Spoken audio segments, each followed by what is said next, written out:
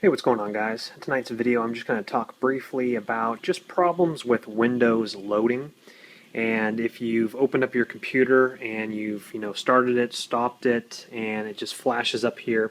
Alright guys, this is the screen that you would see if your Windows did not start up correctly or not. And if you try to choose one of these, it's just going to cycle through just like it did. The timer ran out and it'll start back up again. It'll just keep cycling through no matter what you do. Meaning you're not getting to this screen right here, meaning you can't sign on. This is Windows Vista, and give you a little backstory on this HP. I actually found this dumpster diving, and I have a whole web series about that. I'll leave a description in the box below, but it's called Trash to Treasure. You can use YouTube search it and find it that way. Anyway, back to the tasks on hand. So I found this HP, and of course they threw it away because it would not start. Windows would not load. Now, it took me a little bit of time before I switched out different hard drives. Anyway, if you fill the hard drive and you feel it rumbling without making any crazy noises or anything like that, you check the cables, everything looks good hooked into the motherboard. Well, you want to check the memory, guys. This had 4 sticks of memory. Memory goes in right into these large slots right here, very long, and of course we can see them right there.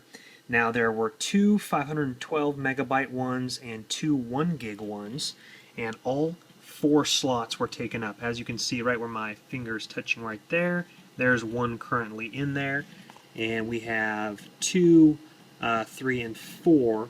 So slots 2, 3, and 4 are open, and we have one at the very beginning here. I took all 3 out and I left one in right here.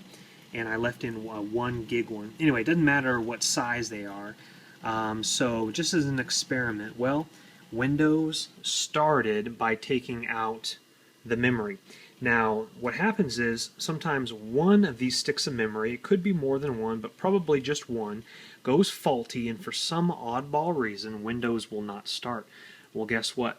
Windows is starting now, and so what you do is you eliminate one by one and start your computer with just 1 stick of memory in there. Now, if you only have 1 stick, you might want to go out and you might want to buy a new stick or borrow one from a friend, and one by one put one of them in there, start it. Now that I've got to this point here, I'm going to stick one by one back in, so I'm going to stick 1 into slot number 2, restart the computer. If everything's fine, I'll go for the next one. If it's bad, then hey, that's my one right there. I will go ahead and throw that one away. And then I'll re-enter the next one, and so on and so forth, and see if Windows fires up. Now, of course, I found this computer. I have no idea what the password is, but I do have a hack for this as well, which I used on my last computer for Windows 7.